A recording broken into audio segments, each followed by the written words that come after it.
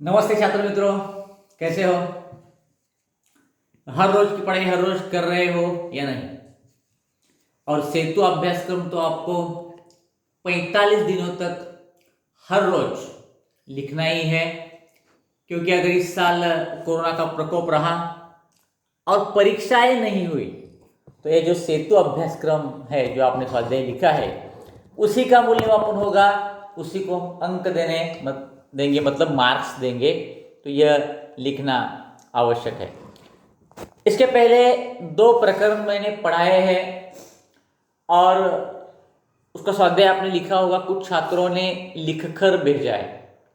और अगर वो वीडियो नहीं देखे, हो सकता है दोपहर को जब मैं ये वीडियो भेजता हूँ 2 बजे, तो आपके अभिभावक मतलब पालक शायद घर में न हो, मोबाइल घर में न हो, तो शाम को बाद में कभी भी आप ये वीडियो देख सकते हैं और उसका स्वाध्याय लिख कर भेजिएगा। ये बहुत ही महत्वपूर्ण है। आज हम तीसरा पाठ का अध्ययन करने जा रहे हैं, जिसका नाम है कबीर। तो अपनी कॉपी में लिख लीजिए पाठ तीसरा कबीर। पाठ तीसरा कबीर। अभी कबीर का मतलब आप तो जान गए होंगे कि ये संत कबीर, इनके बारे में इस पाठ में जानकारी दी है, संत कबीर। और इस पाठ के जो लेखक है वे है हजारी प्रसाद द्विवेदी। हजारी प्रसाद द्विवेदी।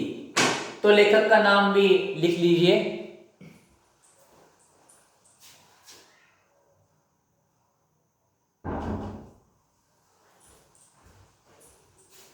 लिख लिया। लेखक का परिचय देखते हैं। लेखक हजारी प्रसाद द्विवेदी जी का जन्म 19 अगस्त 1907 में दुबे का छपरा, यहाँ मतलब बलिया, उत्तर प्रदेश में हुआ। उनकी मृत्यु 19 मई 1979 उत्तर प्रदेश में हुई। उनका थोड़े में परिचय दिया गया है। द्विवेदी जी हिंदी के शीर्षस्थ साहित्यकारों में से एक है। शीर्षस्थ मतलब क्या? महत्वपूर्ण जितने भी प्रसिद्ध साहित्यिक है उनमें से एक है। आप उच्च कोटि की निबंधकार है, अच्छे निबंध लिखते हैं। उपन्यासकार है, मतलब कादंबरी भी लिखते हैं। आलोचक है। आलोचक मतलब क्या? किसी पुस्तक की आलोचना करना। पुस्तक की आलोचना हो सकती है, फिल्म की आलोचना हो सकती है, किसी भी बात की आलोचना हो सकती है। मतलब उनके गुण दोष दिखाना, टीका टिप्पणी करना, विश्लेषण करना, स्पष्टीकरण करना, इन सभी को आलोचना कहते हैं। तो एक अच्छे आलोचक भी है। चिंतक है, शोधकर्ता है, चिंतन मनन करने वाले हैं, साहित्य में नए नए संशोधन करने वाले हैं।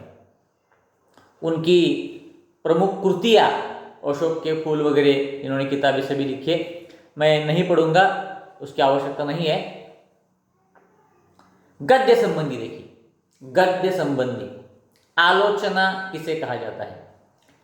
किसी विषय वस्तु के लक्ष्य को ध्यान में रखते हुए उसके गुणदोष एवं उपयुक्तता का विवेचन करने वाली विधा आलोचना है। किसी विषय वस्तु के लक्ष्य को ध्यान में रखते हुए, माना कि किताब है, तो किताब किस बारे में किताब में लिखा हुआ है, क्या लिखा हुआ है, इनके गुणदोष दिखाना, उनकी उपयुक्तता क्या है, यह बताना। यह जो विधा है, विधा मतलब साहित्य का प्रकार, जैसे कि कहानी है, कविता है, एकांकी है, नाटक है, ये सभी साहित्य के प्रकार है, इसे विधा कहा जाता है। तो आलोचना भी एक प्रकार की विधा है। प्रस्तुत पाठ में द्विवेदी जी ने संत कबीर के व्यक्तित्व किस तरह से थे संत कबीर जी, उनके उपदेश, उनकी साधना, साधना मतलब चिंतन मनन ध्यान करना, उनके स्वभाव के विविध गुणों को बड़े ही रोचक ढंग से स्पष्ट किया। तो देखते हैं पाठ में क्या लिखा है। एक पूरक पठन है। हिंदी साहित्य के हजारों वर्षों के इतिहास में कबीर जैसा व्यक्तित्व लेकर कोई लेखक उत्पन्न नहीं हुआ। हिंदी साहित्य के अंतर्गत 3 काल है, प्राचीन काल, मध्य काल या मध्य युग कहते हैं, और आधुनिक काल। मध्य युग में जितने भी लेखक हुए उसमें कुछ संत भी थे, जैसे कि तुलसीदास जी थे, कबीरदास जी थे, घनानंद जी थे, केशवदास जी थे। उनमें से मध्यकाल के ये बहुत ही प्रसिद्ध लेखक रहे हैं। इनके जैसा कोई लेखक ही नहीं हुआ होगा, ऐसा लेखक हजारी प्रसाद द्विवेदी कहते हैं। महिमा में यह व्यक्तित्व केवल एक ही प्रतिद्वंदी जानता है, तुलसीदास। मतलब उनका जितना प्रसिद्ध लेखन एक लेखक ने किया है और वे है तुलसीदास। प्रतिद्वंद्वी का मतलब क्या है, जैसे हम कहते हैं ना कि स्पर्धक, स्पर्धक यहां लिखा है मैंने, प्रतिद्वंदी मतलब स्पर्धक।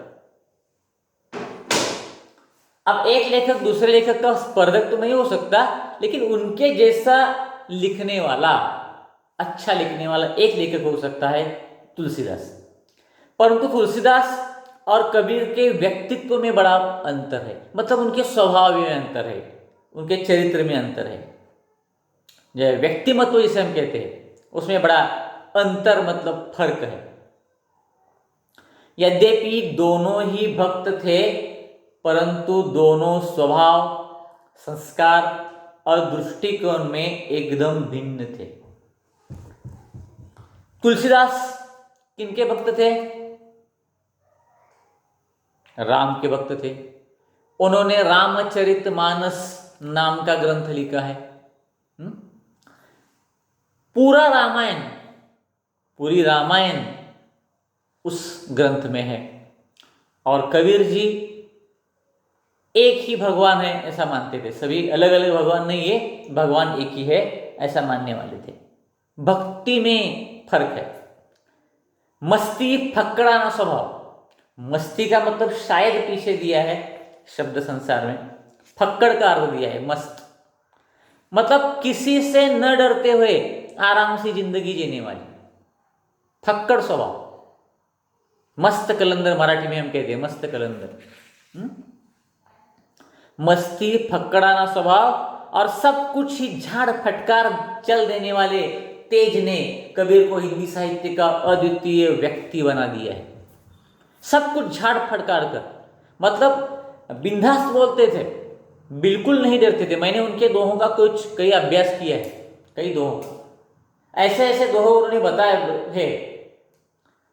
समाज के जो अंधविश्वास होते हैं, कुरीतियां होती है, उन पर उन्होंने अपने दोहों के माध्यम से करारा व्यंग कसा है। मतलब अंधश्रद्धा दूर करने की कोशिश की, अंधश्रद्धा पर टीका टिप्पणी की है। अलग अलग जो गलत प्रथाएं हैं, रीति रिवाज परंपराएं जो गलत है, उन पर उन्होंने अपने दोहों के माध्यम से टीका टिप्पणी की है। उनकी वाणी में सब कुछ को पाकर उनका सर्वजयी व्यक्तित्व विराजता रहता है। सर्वजयी मतलब सब कुछ जीतने वाला। उनकी जो वाणी है उसमें सब कुछ हम पाते हैं, बहुत कुछ उनकी वाणी में मिठास से और बहुत कुछ सीख हमें मिलती है।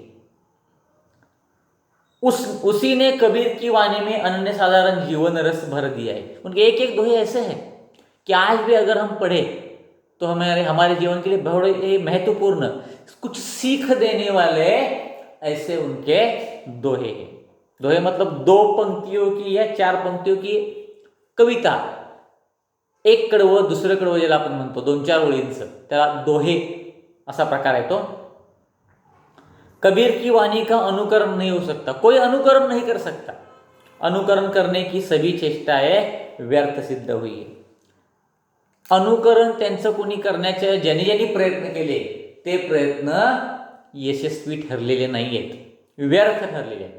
चेष्टा मतलब प्रयत्न या फिर प्रयत्न नहीं कह सकते, चेष्टा का मतलब प्रयत्न. फलक पर जो अक्षर है अगर नहीं दिखाई दे रहे तो बाद में मैं उस फलक का, पूरे फलक का फोटो आपको भेज दूंगा. अभी अगर दिखाई देता है तो शब्द लिख लीजिए, वरना फिर बाद में लिख लीजिए. अभी ध्यान दें, क्योंकि जितने बारीकी से ध्यानपूर्वक आप ये वीडियो देखेंगे तभी समझ में आएगा. कबीरदास की वाणी यह लता है. लता मतलब वेल जिसे हम कहते हैं, वेल, जो योग के क्षेत्र में भक्ति का बीज पड़ने से अंकुरित हुई है. वो योग करते थे और योग करते करते समय भगवान की भक्ति भी करते थे, तो भक्ति का बीज पड़ने से अंकुरित होने वाली, फैलने वाली ऐसी लता है, लता वेल है. उन दिनों उत्तर के हठ योगियों और दक्षिण के भक्तों में मौलिक अंतर था. हठ योग एक योग का प्रकार है. हठ योग योग का ही एक प्रकार है जो ध्यान पूर्वक करते हैं, ध्यान धारणा करते हैं, रामदेव बाबा जैसे. इसके पहले पतंजलि मुनि महाराज थे, हठ योगी थे, ऋषि मुनि थे. एक बार ध्यान के लिए बैठ गए तो बिल्कुल हिलते नहीं थे, टस से मस नहीं होते थे. बारिश में, तूफानों में, जाड़ों के दिनों में, गर्मियों में उन्हें कुछ तकलीफ नहीं होती थी. जिद्दी प्रकार के ऐसे लोग थे योग करने वाले, ऐसे कबीर जी भी थे और उसी के साथ ईश्वर की भक्ति भी करते थे. दक्षिण भारत के संत महात्मा और उत्तर भारत के संत महात्मा जो थे उनमें भक्ति में अंतर था. एक टूट जाता था पर झुकता न था. एक ऐसे संत महात्मा थे जो टूटते थे मतलब झुकते नहीं थे. मोड़ेन पण वाकणार नाही ज्याला आपण म्हणतो. और दूसरा झुक जाता था मगर टूटता न था. मतलब कभी कभी किसी के सामने हमें हार माननी पड़ती है, लेकिन उस वक्त के लिए हार मानते हैं, बाद में निराश नहीं होते, नाराज नहीं होते, फिर कोशिश करते. ऐसे संत थे. एक के लिए समाज की ऊंच नीच भावना मजाक और आक्रमण का विषय था. एक संत परंपरा ऐसी थी दक्षिण भारत की कि वो समाज में जो कुछ भी ऊंच नीच भेदभाव चल रहा है उनके लिए मजाक का विषय था, आक्रमण का विषय था. आक्रमण का मतलब उसका विरोध तो करते थे, लेकिन आक्रामकता से विरोध करते थे. लेकिन कबीर जी ऐसा नहीं करते थे. दूसरे के लिए मर्यादा और स्फूर्ति का, मर्यादा में रहकर टीका टिप्पणी करते थे. संसार में भटकते हुए जीवों को देखकर करुणा के अश्रु से वे कातर नहीं हो जाते. दुनिया में बहुत सारे ऐसे लोग हैं, गरीब है, दिन दुखियारे हैं, दुखियारी है, इधर उधर भटकते रहते हैं, खाने को नहीं मिलता, पीने को नहीं मिलता. तो ऐसे लोगों को देखकर डरने वाले में से कबीर जी नहीं थे, आंसू बहाने वालों में से कबीर जी नहीं थे. तो कैसे थे? बल्कि और भी कठोर होकर उसे फटकार बताते थे. जो पिछड़ा हुआ है, जो गरीब है, दुखी है, उसे फटकारते थे. भाई क्यों दुखी हो, क्यों रोते हो, काम करो, मेहनत करो तो तुम भी अच्छी जिंदगी जी सकते. फटकारते थे. आराम करने वालों को हमेशा फटकारते थे. मतलब लोगों को अच्छी सीख देते थे, अच्छी शिक्षा देते थे. वे सर्व जगत के पाप को अपने ऊपर लेने की वांछा से विचलित नहीं हो पड़ते थे. मतलब दुनिया में जितना भी दुख है वो सभी अपने ऊपर लेना, उसकी जिम्मेदारी अपने ऊपर लेने वालों में से वे नहीं थे, बल्कि और भी कठोर और शुष्क होकर सूरत और विरत का उपदेश देते थे. और भी कठोर होते थे और विरक्त होने का क्या करते थे, उपदेश देते थे. संन्यास लो, विरक्त मतलब संन्यास लो, ये संसार का मोह त्याग छोड़ दो और संन्यास लो, ऐसा कहते थे. संसार में भ्रमने वाली, फंसने वाली। भ्रमना, फंसाना। भ्रमना का मतलब क्या है? फंसाना।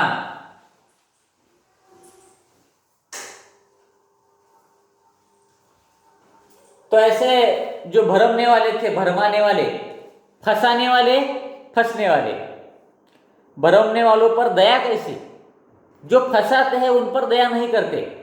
मुक्ति के मार्ग में अग्रसर होने वालों को आराम का, जिन्हें इस संसार से मुक्ति ही पानी है, दुखों से मुक्ति ही पानी है, उन्हें आराम करके नहीं चलता। उन्हें तो हमेशा मेहनत करनी चाहिए। कर्म की रेख पर मेख न मार सका वो संत कैसा। मेख मतलब कील या कांटा, शायद पीछे दिया है कील या कांटा, मोळा, खिळा ज्याला आपण म्हणतो। मुक्ति के मार्ग में अग्रसर होने वालों को आराम कहा। कर्म ज्याला आपण म्हणतो, कर्म करत राहा, सतत कर्म करत राहा, फळाची अपेक्षा करू नका। कर्मण्येवाधिकार अस्ते मा फलेषु कदाचन, ऐसा महाभारत में कहा है। कर्म करते रहो, फल की अपेक्षा न करो। लेकिन मेक मारना मतलब कील या कांटा मारना। अगर कर्म की रेख पर, कर्म की रेशा पर कील न मार सका वो संत कैसा, मतलब जो हमेशा कर्म नहीं करता, काम नहीं करता, मेहनत नहीं करता, वो संत कैसा, ऐसा देखें। अब तक तो इतना हिस्सा हो गया कि कबीर जी का व्यक्तित्व कैसा था, उनका स्वभाव कैसा था, उनके विचार कैसे थे, हमने देखा। इसके बाद एक एक चार चार पंक्तियों के दोहे हैं। ध्यानपूर्वक देखिएगा, सुनिएगा, वरना इन पंक्तियों का अर्थ नहीं समझ में आएगा, क्योंकि ये भाषा अब हजारी प्रसाद द्विवेदी जी की नहीं है। अब ये जो शब्द है कबीर जी के शब्द है। उन दिनों मध्ययुग में 9वां शतक से लेकर 18 शतक तक, इसमें जो बीच का कालावधि है, कालखंड है, उस वक्त कबीर जी ने लिखा हुआ है, उस वक्त के शब्द है। तो जरा ध्यान दीजिए। पहले वे 4 पंक्तियां पढ़िए, दोहे की 4 पंक्तियां पढ़िए, मैं आपको उसका अर्थ समझाता हूं।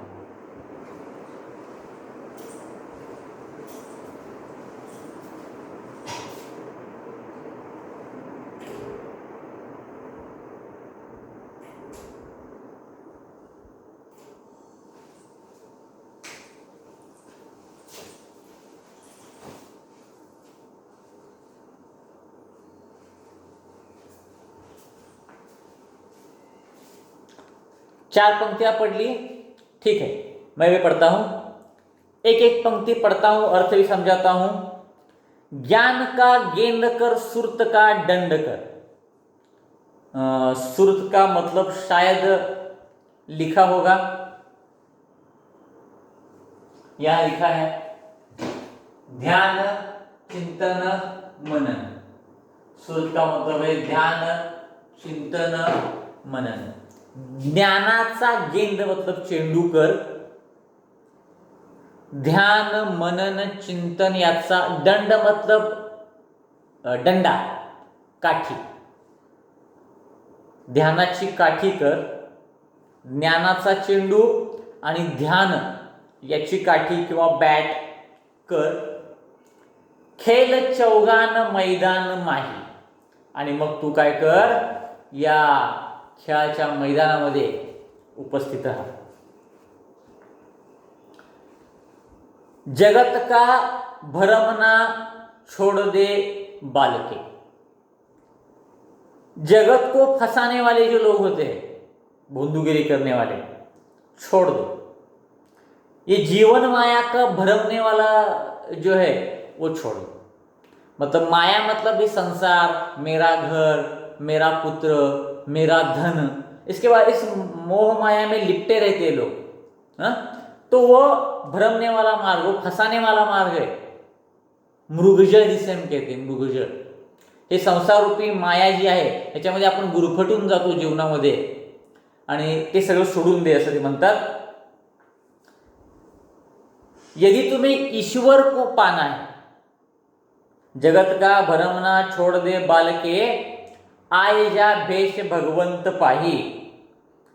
यदि तुझे ईश्वर को पाना है तो उस ज्ञान का डंडा बनाओ, ज्ञान का गेंद करो, ध्यान का डंडा बनाओ और बुरे विकारों को फटकार दो। जो बुरे विकार है, जो बुरे गुण है, उसे फटकार दो, फिर जीत हासिल होगी, फिर तुम अपने जीवन में यशस्वी हो जाओगे। आई बात समझ में? इस तरह से इन 4 पंक्तियों का अर्थ है। और फिर एक बार यशस्वी तुम हो गए तो ईश्वर की भक्ति तुम कर पाओगे। इस तरह से इस दोहो के माध्यम से लिखा है। और एक आगे का दोहा है, वो भी देखते हैं। अक्षरता कबीरदास का सर्वप्रधान गुण नहीं है। अक्षरता मतलब फटकार कर बोलना। कबीरदास का सर्वप्रधान गुण नहीं है जब वे अवधूत या योगी को संबोधित करते हैं। अवधूत मतलब सन्यासी, सन्यास लेने वाले। तभी उनकी अक्षरता पूरे चढ़ाव पर होते हैं। जो सन्यासी को बोलते हैं तब जरा जोर से बोलते हैं। वे योग के विकट रूपों का अवतरण करते हैं। अवतरण मतलब नीचे आना। योग के विकट रूपों का अवतरण करते हैं, गगन और पवन की पहेली बुझाते रहते हैं। जो लोग ऐसे ध्यान धारणा करते हैं, मन में ईश्वर की भक्ति तो नहीं है लेकिन बस नाटक करते हैं, गगन और पवन की पहेली बुझाते हैं, शून्य और सहज का रहस्य पूछते हैं। शून्य मतलब एक ब्रह्मांड का रहस्य पूछते हैं, द्वैत्व और अद्वैत सत्व की चर्चा करते रहते हैं। द्वैत्व मतलब अपने पराय का भेद। द्वैत्व का मतलब क्या है? अपने पराय का भेद। और अद्वैत म्हणजे अपने पराय का भेदभाव न होना। सत्व की जो चर्चा करते हैं उन्हें उद्देश्य कर ये पंक्तियां लिखी है। अवधू अक्षर हूं सो न्यारा, जो तुम पवना गगन चढ़ाओ गुफा में बासा। अवधू का मतलब है योगी। अक्षर हो मतलब आत्मा। योगी आत्मा से अलग होता है। योगी आत्मा से अलग होता है। जो तुम पवना गगन चढ़ाओ गुफा में बासा। जो लोग ऐसे ध्यान धारणा करते हैं, नाटक करते हैं, जो भुंदू साधु ज्याला आपण म्हणतो, उनको उद्देश्य कर कहा है। पवन और गगन शरीर पर चढ़ाकर, मतलब खुले में ध्यान धारणा करने के लिए बैठे तो कौन है? पवन है, हवा है, और आकाश ऊपर से है। पवन गगन चढ़ाओ, या गुफा में बैठे हैं। पवन गगना पवना दोनों बिन से कह गया जोग तुम्हारा। अगर दोनों भी रुट गए, हवा भी रुट गई और गगन भी रुट गया, जोरों की हवा चल रही, तूफान आने लगा और आकाश से जोरदार बारिश होने लगी, तब क्या तुम योग कर पाओगे? तब योग कहां से कर पाओगे? नहीं कर पाओगे। गगना मध्य ज्योति झलके, बिजली चमक गई गगन में। पानी मध्य तारा, पानी में तूफान आ गया है, बहुत जोरों की बारिश हो रही, हवाएं बह रही है। घटिगे नीर बिनसिने तारा, ऐसे वक्त आपका ध्यान हट जाएगा। आप ध्यान धारणा बिल्कुल नहीं कर पाएंगे। ऐसे वक्त आप ध्यान धारणा बिल्कुल नहीं कर पाएंगे। निकरी कहो गए तारा, ऐसे वक्त आपका ध्यान कहाँ गया? हिल जाएंगे आप ध्यान धारणा ठीक तरह से नहीं कर पाएंगे। मतलब ये सब नाटक करने वाले बंधु बाबा है, तो ये अपने लक्ष्य पर ध्यान केंद्रित नहीं कर पाएंगे। अपने लक्ष्य पर ध्यान केंद्रित बिल्कुल नहीं कर पाएंगे, उनका ध्यान टूट जाएगा, ऐसा कबीर जी कहते हैं। ठीक है, अब तक दो दोहों का अर्थ हमने देखा। 4-4 पंक्तियों की जो 2 दोहे हैं उनका अर्थ हमने देखा।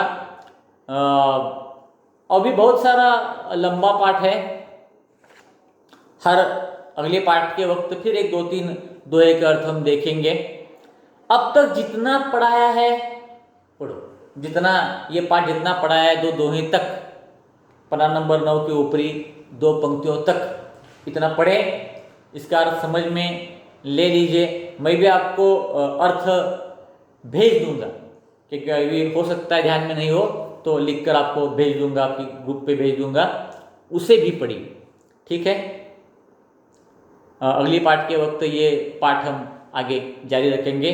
तब तक के लिए धन्यवाद, नमस्कार।